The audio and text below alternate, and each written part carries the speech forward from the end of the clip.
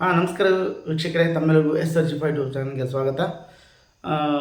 ಇವಾಗ ಕಳೆದ 2-3 ದಿನದಿಂದ ತುಂಬ ಸುದ್ದಿ ಆಗ್ತದೆ ಎಥನಾಲ್ ಅಂತಂದು. ಎಥನಾಲ್ ಎದಕ್ಕೆ ಬಳಸ್ತಾ ಇದ್ದಾರೆ, ಎದಕ್ಕಿಲ್ಲ, ತುಂಬ ಗಾಡಿಗಳು ರಿಪೇರಿ ಬರ್ತಾವೆ ಅಂತಂದು ಸಾಕಷ್ಟು ಜನ ಸೋಷಿಯಲ್ ಮೀಡಿಯಾದಲ್ಲಿ ಕೂಡ ಹಾಕ್ತಾಯಿದ್ದಾರೆ. ಇದ್ರ ಬಗ್ಗೆ ಮೊನ್ನೆ ನೀವು ಕೂಡ ವಿಡಿಯೋ ನೋಡಿದಿರಿ. ಸುಪ್ರೀಂ ಕೋರ್ಟಲ್ಲಿ ಕೇಂದ್ರ ಸರ್ಕಾರದ ಪರ ವಕೀಲರು ಒಂದು ವಾದನೆ ಮಾಡ್ತಾರೆ. ಏನಪ್ಪ ಅಂದ್ರೆ, ಈ ಎಥನಾಲನ್ನು ಪ್ರಯೋಗ ಮಾಡ್ತಾಯಿದ್ದೀವಿ ಈ ಗಾಡಿಯಲ್ಲಿ ಇದನ್ನು ಪೆಟ್ರೋಲಲ್ಲಿ ಯೂಸ್ ಮಾಡೋದ್ರಿಂದ ಯಾವ ಥರ ಆಗುತ್ತೆ ಅನ್ನೋದ್ರ ಬಗ್ಗೆ ನಾವು ಪ್ರಯೋಗ ಮಾಡ್ತಾಯಿದ್ದೀವಿ ಅಂತಂದು ಅವರೊಂದು ಆ ಪದ ಬಳಸ್ತಾರೆ. ಆ ಪದ ಬಳಸಿದಾಗ ಸಾರ್ವಜನಿಕರು ತುಂಬ ಅದನ್ನು ಆಕ್ರೋಶ ವ್ಯಕ್ತಪಡಿಸ್ತಾರೆ. ಯಾಕಂತಂದರೆ, ಇವರಿಗೆ ಎಥನಾಲ್ ಮಿಕ್ಸ್ ಮಾಡೋಕ್ಕೆ ನಮ್ಮ ಗಾಡಿಗಳ ಬೇಕಾ? ಇವ್ರ ಗಾಡಿಯಲ್ಲಿ ಮಿಕ್ಸ್ ಮಾಡ್ಕೊಂಡು ಪ್ರಯೋಗ ಮಾಡೋಕ್ಕೆ ಬರಲ್ವ? ಇನ್ನೂ ಇವರು ಪ್ರಯೋಗನ ಮಾಡಿಲ್ವ? ಪ್ರಯೋಗ ಮಾಡೋಕ್ಕೆ ನಮ್ಮ ಗಾಡಿಗಳ ಬೇಕಾ ಅಂತಂದು ಸಿಕ್ಕಾಪಟ್ಟೆ ಟ್ರೋಲ್ ಮಾಡ್ತಾಯಿದ್ದಾರೆ. ಮತ್ತು ಇದ್ರ ಬಗ್ಗೆ ಸರ್ಕಾರ ಕೂಡ ಇಲ್ಲ, ನಾವು ಆ ಒಂದು ಪದ ಬಳಸಿಲ್ಲ ಅಂತಂದು ಅದನ್ನು ಮರೆಮಾಚಿದ್ರು. ಯಾಕಂದರೆ ಮಾತು ಬಲ್ಲವರಿಗೆ ಜಗಳವಿಲ್ಲ ಅಂತಾರಲ್ಲ, ಹಾಗೆ ಮಾತು ಬಲ್ಲವರು ಇರ್ತಾರೆ, ಅದನ್ನು ಅಲ್ಲಿಗೆ ಮುಗಿಸ್ಬಿಡ್ತಾರೆ. ಈ ಎಥನಾಲ್ ಬಳಸೋದ್ರಿಂದ ರೈತರ ಲಾಭ ಇದೆ ಸ್ನೇಹಿತರೆ. ಈ ಎಥನಾಲ್ ಪ್ರಾಡಕ್ಟ್ ಆಗೋದ್ರಿಂದ ರೈತರ ಲಾಭ ಇದೆ, ಅಷ್ಟೇ ಪರಿಸರಕ್ಕೂ ಕೂಡ ಹೊಡ್ತಿದೆ. ಯಾಕಂತಂದರೆ, ಈ ಎಥನಾಲ್ ಎದರಿಂದ ಯೂಸ್ ಆಗ್ತದೆ, ಎದರಿಂದ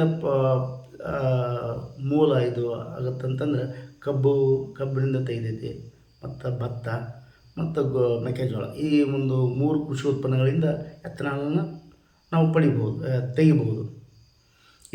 ಇದನ್ನು ನಾವು ಜಾಸ್ತಿ ಮಾಡೋಕ್ಕಂತಪ್ಪ ಅಂದ್ರೆ, ಕಬ್ಬು ಬೆಳೆ ಜಾಸ್ತಿ, ರೈತರು ಕಬ್ಬು ಜಾಸ್ತಿ ಹಚ್ಚಕೊಂತಪ್ಪ ಅಂದ್ರೆ ನೀರಿನ ಒಂದು ಅಂತರ್ಜಲ ಕುಸಿತೈತಿ ಅಂತಂದು ಒಂದು ಏನಂತಾರಲ್ಲ, ಕೃಷಿ ಪರಿಸರ ತಜ್ಞರ ಒಂದು ವಾದ. ಇದು ಒಂದು ಸೈಡು. ಮತ್ತು ಇನ್ನೊಂದೇನಪ್ಪ ಅಂತಂದರೆ, ಈ ಎಥನಾಲ್ ಎದಕ್ಕೆ ಮೊದಲು ಯೂಸ್ ಮಾಡ್ತಾಯಿದೆ ಅಂದ್ರೆ, ಏನಂತಾರಲ್ಲ,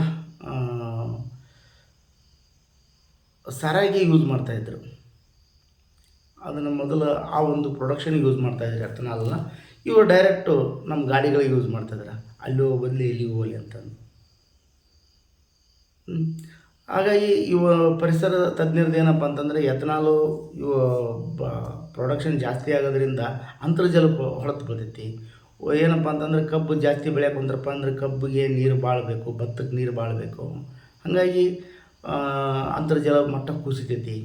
ಮತ್ತು ಇನ್ನೊಂದು ಏನಪ್ಪ ಅಂತಂದರೆ, ಪರಿಸರವಾದಿಗಳು ಕೂಡ ಇನ್ನೊಂದು ಹೇಳ್ತಾ ಇದ್ದಾರೆ. ಏನಂತಂದ್ರೆ, 1 ಲೀಟ್ರ್ ನಾವು ಎಥನಾಲ್ ಫ್ಯೂಯಲ್ ಬೇಕಪ್ಪ, ರೆಡಿ ಪ್ರಾಡಕ್ಟ್ ನಾವು ತೆಗಿಬೇಕಪ್ಪ ಅಂದ್ರೆ 10,000 ಲೀಟ್ರ್ ನೀರು ಹೋಗ್ತದೆ. 10,000 ಲೀಟ್ರ್ ನೀರು ವೇಸ್ಟ್ ಆಗ್ತದೆ 1 ಲೀಟ್ರಿಗೆ ಎಥನಾಲ್ ಪ್ರಾಡಕ್ಟ್ ನಾವು ತೆಗಿಬೇಕಪ್ಪ ಅಂತಂದ್ರೆ. ಹಾಗಾಗಿ ಪರಿಸರವಾದಿಗಳು ಕೂಡ ಅದು ಬೇಡ ಅಂತ ಕೆಲವೊಂದಿಷ್ಟು ಮಂದಿ ಹಂಗಂತಾರೆ. ಮತ್ತು ಇನ್ನೊಬ್ರು ಏನಂತಂದ್ರೆ, ಇಲ್ಲ, ಎಥನಾಲ್ ಉಪಯೋಗಿಸೋದ್ರಿಂದ ಪರಿಸರ ಮಾಲಿನ್ಯ ಕಡಿಮೆ ಆಗುತ್ತೆ ಅಂತ ಕೆಲವೊಬ್ರು ಹೇಳ್ತಾ ಇದ್ದಾರೆ. ಸರಿನಾ ಸ್ನೇಹಿತರೆ? ಆದರೆ ಎಷ್ಟೇ ಆದರೂ ಕೂಡ ಹೊರತು ಬೀಳೋದು ನಮಗೆ ಹೆಂಗಪ್ಪ ಅಂತ ತಿಳ್ಕೊಳ್ಳಿ. ಎಥನಾಲ್ ಯೂಸ್ ಮಾಡೋದ್ರಿಂದ ಫ್ಯೂಯಲಲ್ಲಿ ಈಗ ಒಂದು 15 ಮೈಲೇಜ್ ಕೊಡ್ತಾವೆ. 15 ಮೈಲೇಜ್ ಕೊಡೋದು, ಅದು 12ಕ್ಕೆ ಬಂದು ನಿಂದಿರುತ್ತೆ ಮೈಲೇಜು. ಯಾಕಂದರೆ ಅದರಲ್ಲಿ ಎಥನಾಲ್ ಮಿಕ್ಸ್ ಇರ್ತೈತಲ್ಲ, ಹಾಗೆ 3 ಕಿಲೋಮೀಟ್ರ್ ನಮಗೆ ಕಡಿಮೆ ಆಗುತ್ತೆ. ಯಾರು ಜೇಬಿಗೆ ಕತ್ತರಿ ಬೀಳ್ತೈತಿ? ಮತ್ತು ಸಾರ್ವಜನಿಕರಿಗೆ. ಒಂದು ಕಡೆ ನಾವು ಪರಿಸರ ಉಳಿಸೋಕೆ ಹೋದರೂ ನಮ್ಗೆ ಹೊಡ್ತಿದೆ, ನೀರಿನ ಅಂತರ್ಜಲ ಮಟ್ಟ ಕುಸಿಯುತ್ತೆ ಅಂತಂದು ತಜ್ಞರಾದ ಅನಿಸಿಕೆ. ಮತ್ತು ಇನ್ನೊಂದು ಏನಪ್ಪ ಅಂದ್ರೆ, ಪರಿಸರ ಉಳಿತೈತಿ. ಏನಂತಂದರೆ, ಎಥನಾಲ್ ಬಳಸೋದ್ರಿಂದ ಪರಿಸರ ಮಾಲಿನ್ಯ ಆಗುತ್ತೆ, ಹೊಗೆ ಮಾಲಿನ್ಯ ಕಡಿಮೆ ಆಗುತ್ತೆ, ವಾಯು ಮಾಲಿನ್ಯ ಕಡಿಮೆ ಆಗುತ್ತೆ ಅಂತಂದು ಕೆಲವೊಬ್ಬರು ವಾದ ಕೂಡ ಇದೆ. ಸರಿನಾ? ಮತ್ತು ಇನ್ನೊಂದು ಏನಪ್ಪ ಅಂತಂದರೆ, ಈ ಎಥನಾಲ್ ಬಳಸೋದ್ರಿಂದ ಗಾಡಿಗಳು ಬೇಗ ರಿಪೇರಿ ಬರ್ತಾವೆ. ಅದು ಟ್ಯಾಂಕಲ್ಲಿ ಹೋದ್ಮೇಲೆ ಪರಿಸರದಲ್ಲಿರುವ ತೇವಾಂಶ ಹೀರ್ಕೊಳ್ಳುತ್ತೆ, ಅವಾಗ ಇಂಜಿನ್ನು ತುಕ್ಕಿಡಿಬೋದು ಅಂತ ಕೆಲವೊಬ್ಬರು ವಾದ ಕೂಡ ಇದೆ. ಅದು ಇವಾಗ ಕೂಡ ನಾವು ಸೋಷಿಯಲ್ ಮೀಡಿಯಾ ತುಂಬ ನೋಡ್ತಾ ಇದ್ದೀವಿ. ಕೆಲವೊಬ್ಬರು ಏನಂತಾರಲ್ಲ, ಬೈಕ್ ಮೆಕ್ಯಾನಿಕ್ಕು, ಕಾರ್ ಮೆಕ್ಯಾನಿಕ್ಕು ಅವರು ಕೂಡ ಹೇಳ್ತಾ ಇದ್ದಾರೆ. ಇದು ಎಥನಾಲ್ ಇಫೆಕ್ಟೇ ಅಂತಂದು. ಯಾಕಂದರೆ ಸ್ನೇಹಿತರೆ, ಒಬ್ಬೊಬ್ಬರು ಒಂದೊಂದು ಕಾರ್ ತೊಗೋಬೇಕಂದ್ರೆ ಎಷ್ಟು ಕಷ್ಟಪಟ್ಟಿದ್ದಾರೆ. ಮಿಡಲ್ ಫ್ಯಾಮಿಲಿಯವರಾಯಿತು, ಮಿಡಲ್ ಕ್ಲಾಸ್ ಫ್ಯಾಮಿಲಿಯವರಾಯಿತು, ಎಲ್ಲರಾಯಿತು. ಒಂದು ಬೈಕ್ ತೊಗೋಬೇಕಂದ್ರೆ ಎಷ್ಟು ಕನಸು ಕಟ್ಕೊಟ್ಟು ತೊಗೊಂಡಿರ್ತಾರೆ. ಯಾಕಂದರೆ ಅಲ್ಲಿ ನಮ್ಮ ಭಾವನೆಗಳ ಜೊತೆ ಭಕ್ತಿ ಇರ್ತೈತಿ, ಅದಕ್ಕೆ ಗೌರವ ಕೊಡ್ತಾ ಇರ್ತೀವಿ. ಯಾವುದೋ ಒಂದು ಗಾಡಿಗೆ ಅದು ಒಂದು ಗಾಡಿ ತಂದಮೇಲೆ ಅದಕ್ಕೆ ಪೂಜೆ ಮಾಡ್ತೀವಿ, ಹೂವಿನ ಹಾರ ಹಾಕ್ತೀವಿ. ಯಾಕಂದ್ರೆ ಗೌರವ ಸೂಚಕ ಅದು. ಅಂಥದ್ರಲ್ಲಿ ನಾವು ಗೌರವ ಕೊಡ್ತಾಯಿದ್ದೆ. ಅಂಥದ್ರಲ್ಲಿ ಅದು ಖರಾಬ್ ಆಯ್ತಪ್ಪ ಅಂದರೆ, ಇಂಜಿನ್ ಖರಾಬ್ ಆಯ್ತಪ್ಪ ಅಂದರೆ ಎಷ್ಟು ಬೇಜಾರಾಗುತ್ತೆ.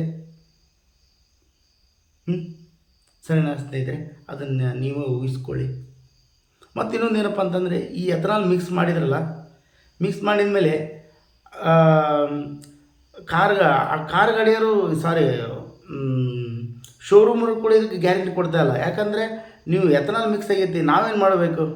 ಕೆಲವೊಂದು 10,000 15,000 ಕಿಲೋಮೀಟ್ರಿಗೆ ಗಾಡಿಗಳು ಸರ್ವಿಸಿಗೆ ಬಿಡ್ತಾಯಿದ್ದಾರೆ. ಅವ್ರು ಹೇಳ್ತಾಯಿದ್ದಾರೆ ನಮ್ಮ ಜವಾಬ್ದಾರಿ ಎಲ್ಲ ಇದು, ನೀವೇನಿದ್ರು ಸರ್ಕಾರನ ಕೇಳ್ಕೋಬೇಕು. ಅವರು ಎಥನಾಲ್ ಮಿಕ್ಸ್ ಮಾಡ್ತಾಯಿದ್ದಾರೆ. ಕೆಲವೊಬ್ಬರು ವಿಡಿಯೋದಲ್ಲಿ ನೋಡ್ತಾ ಇರ್ಬೋದು ನೀವು.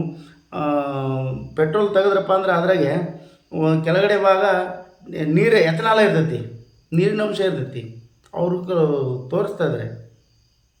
ಇದರ ಬಗ್ಗೆ ಕೂಡ ಯಾರು ನಾವು ಧ್ವನಿ ಎತ್ತೋದು ಕಡಿಮೆ ಆಗಿದೆ. ನಾವಾಯಿತು ವಿರೋಧ ಪಕ್ಷದವರು ಎತ್ತಾ ಇಲ್ಲ. ಯಾಕಪ್ಪ ಅಂತಂದರೆ ಆಲ್ಮೋಸ್ಟ್ ಆಲು ನಮ್ಮ ಇಂಡಿಯಾದಲ್ಲಿ ರಾಜಕಾರಣಿಗಳು, ಆಡಳಿತ ಪಕ್ಷದವರಾಯಿತು, ವಿರೋಧ ಪಕ್ಷದವರು, ಇವರೆಲ್ಲರೂ ಏನಂತಾರಲ್ಲ ಕಬ್ಬಿನ ಶುಗರ್ ಫ್ಯಾಕ್ಟ್ರೀಸ್ ಇದ್ದಾವೆ. ಈ ಆದಾಯ ಹೋಗೋದು ಅವರಿಗೆ ಹೋಗ್ತದೆ, ಜೇಬು ಕತ್ರಿ ಬೀಳೋದು ನಮಗೆ ಬೀಳ್ತದೆ, ಲಾಸ್ ಆಗೋದು ನಮಗೆ ಆಗ್ತದೆ. ಸರಿನಾ ಸ್ನೇಹಿತರೆ? ಮತ್ತು ಇದ್ರ ಬಗ್ಗೆ 9 ತಿಂಗಳ ಹಿಂದೆ ಧ್ರುವ ರಾಟೆ ಅನ್ನೋರು ಯೂಟ್ಯೂಬರು ವಿಡಿಯೋ ಮಾಡಿದರು. ಅವ್ರ ಬಗ್ಗೆ ಕೂಡ ತುಂಬ ಕೆಟ್ಟದಾಗಿ ಕಮೆಂಟ್ ಮಾಡಿದರು. ಇವನೊಬ್ಬ ದೇಶದ್ರೋಹಿ, ಪಾಕಿಸ್ತಾನದವನು, ಅಲ್ಲಿಯವನು ಇಲ್ಲಿಯವನು. ಯಾಕಂದರೆ ಅನ್ಯಾಯನ ಯಾರೋ ಒಬ್ಬರು ಎತ್ತಿ ಹಿಡಿದ್ರೆ ಅದ್ರ ಬಗ್ಗೆ ತುಂಬ ಕೆಟ್ಟದಾಗಿ ಕಮೆಂಟ್ ಮಾಡ್ತಾರೆ. ಮಾಡ್ಕೋಬಿಡಿ ಸ್ನೇಹಿತರೆ. ಯಾಕಂದರೆ ಅದನ್ನು ಆಲ್ರೆಡಿ ಅವರು ಧ್ರುವ ರಾಟೆಯವರು ತುಂಬ ಫೇಮಸ್ ಯೂಟ್ಯೂಬರು. ಅನ್ವೇಷಣೆ ಮಾಡ್ತಾರೆ. ಅವ್ರು ಯಾವುದೋ ಒಂದು ವಿಡಿಯೋ ಮಾಡ್ಬೇಕಂದ್ರೂ ಸುಮ್ಮನೆ ಮಾಡಲ್ಲ, ಅನ್ವೇಷಣೆ ಮಾಡ್ತಾರೆ. ಅನ್ವೇಷಣೆ ಮಾಡಿಬಿಟ್ಟು ಸರಿ ಅಂತಪ್ಪ ಅಂದ್ರೆ ವಿಡಿಯೋ ಮಾಡ್ತಾರೆ. ಅದನ್ನು ನಾನು ಕೇಳಲ್ಪಟ್ಟಿದ್ದೀನಿ. ಸರಿನಾ ಸ್ನೇಹಿತರೆ? ಈ ಒಂದು ಎಥನಾಲ್ ಇದೆಯಲ್ಲ, ಎಥನಾಲು ಮತ್ತು ಕೆಲವೊಬ್ರು ಏನು ಹೇಳ್ತಾರೆ ಅಂತಂದರೆ, ಇಲ್ಲ ನಾವು ವಿದೇಶಿ ವಿನಿಮಯನ ಉಳಿಸ್ಕೊಳ್ಳೋಕ್ಕೋಸ್ಕರ, ನಮ್ಮ ರೂಪಾಯಿ ಮೌಲ್ಯವನ್ನು ಉಳಿಸ್ಕೊಳ್ಳೋಕ್ಕೋಸ್ಕರ ಈ ಎಥನಾಲನ್ನು ನಾವು ಯೂಸ್ ಮಾಡ್ತಾಯಿದ್ದೀವಿ ಪೆಟ್ರೋಲಲ್ಲಿ ಅಂತಂದು. ಸರಿನಾ ಸ್ನೇಹಿತರೆ? ಇನ್ನೊಂದು, ಇವರು 20% ಯೂಸ್ ಮಾಡ್ತಾಯಿದ್ದಾರಲ್ಲ ಪೆಟ್ರೋಲಲ್ಲಿ, 20% ಯೂಸ್ ಮಾಡಿದರೂ ಕೂಡ ನಮ್ಮ ರೂಪಾಯಿ ಮೌಲ್ಯ ಕುಸಿತಾ ಇದೆ ಸ್ನೇಹಿತರೆ. ನಮ್ಮ ರೂಪಾಯಿ ಮೌಲ್ಯ ಕುಸಿತಾ ಇದೆ. ಡಾಲರ್ ಇದ್ರು ಯೂಸ್ ಮಾಡದೇ ಇದ್ದರೆ 110 ಆಗೋದೇನೋ, 115 ಆಗೋದೇನೋ. ಯಾಕೆ? ನಮ್ಮ ಒಂದು ಆರ್ಥಿಕ ಸ್ಥಿತಿ, ನಮ್ಮ ದೇಶದ ಆರ್ಥಿಕ ಸ್ಥಿತಿ, ಅದನ್ನು ನೀವೇ ಹೇಳ್ಬೋದು ಸ್ನೇಹಿತರೆ. ಯೂಸ್ ಮಾಡಿದರೂ ಕೂಡ ಕುಸಿತಾ ಇದೆ. ಯೂಸ್ ಮಾಡದಿದ್ದರೆ ಏನಾಗುತ್ತೆ? ಸರಿನಾ ಸ್ನೇಹಿತರೆ? ಇರಲಿ, ಅದೊಂದು ಚಾಪ್ಟರ್ ಬೇರೆ ಆಗುತ್ತೆ. ಇದು ಎಲ್ಲದಕ್ಕೂ ಮೂಲ ಕಾರಣ ಯಾರಪ್ಪ ಅಂತಂದರೆ ನಿತಿನ್ ಗಡ್ಕರಿ ಸ್ನೇಹಿತರೆ.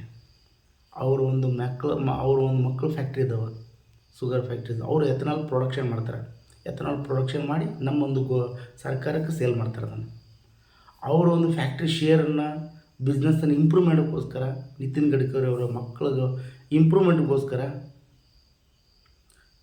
ಜನಸಾಮಾನ್ಯರ ಜೀವನ, ಜನಸಾಮಾನ್ಯರ ಗಾಡಿಗಳು ಹಾಳಾಗ್ತದೆ ಸ್ನೇಹಿತರೆ. ನಿತಿನ್ ಗಡ್ಕರಿ ಅವರು ಸಾರಿಗೆ ಸಚಿವರು ಆದರೂ ಕೂಡ ಅವ್ರದ್ದೇ ನಡೆಯುತ್ತೆ. ಹರ್ದೀಪ್ ಸಿಂಗ್ ಪೂರಿ ಅವರು ಪೆಟ್ರೋಲಿಯಂ ಸಚಿವರವರು, ಇಂಧನ ಸಚಿವರು.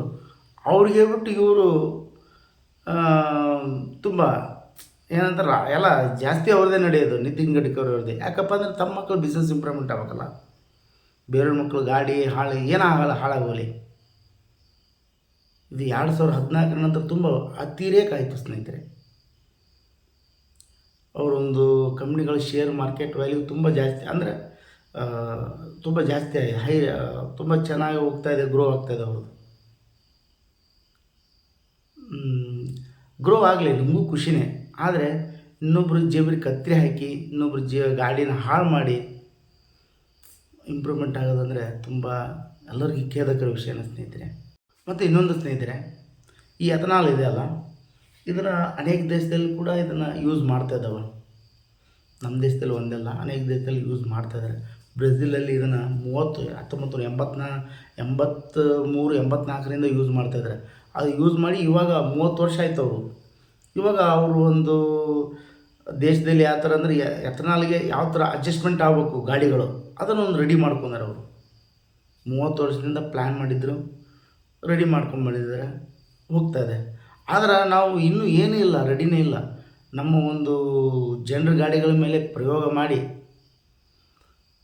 E20 ಅಂತಂದು ಬಿಡುಗಡೆ ಮಾಡಿಬಿಟ್ರು. ಇದರಿಂದ ಜನರ ಜೀವ ಕತ್ತರಿ ಆಗುತ್ತೆ, ನಮ್ಮ ಗಾಡಿಗಳು ಹಾಳಾಗ್ತವೆ. ಬೇರೆಯವ್ರ ಉದ್ಧಾರ ಆಗೋಕ್ಕೆ ಜನಸಾಮಾನ್ಯರಿಗೆ ಕತ್ತರಿ ಆಗ್ತದೆ. ಸರಿನಾ ಸ್ನೇಹಿತರೆ, ಈ ಒಂದು ಎಥನಾಲ್ ಬಗ್ಗೆ ನಿಮ್ಮ ಅನಿಸಿಕೆಗಳನ್ನ ಕಮೆಂಟ್ ಮೂಲಕ ತಿಳಿಸಿ. ಮತ್ತೆ ಮುಂದಿನ ಸಿಗೋಣ. ಎಲ್ಲರಿಗೂ ನಮಸ್ಕಾರ.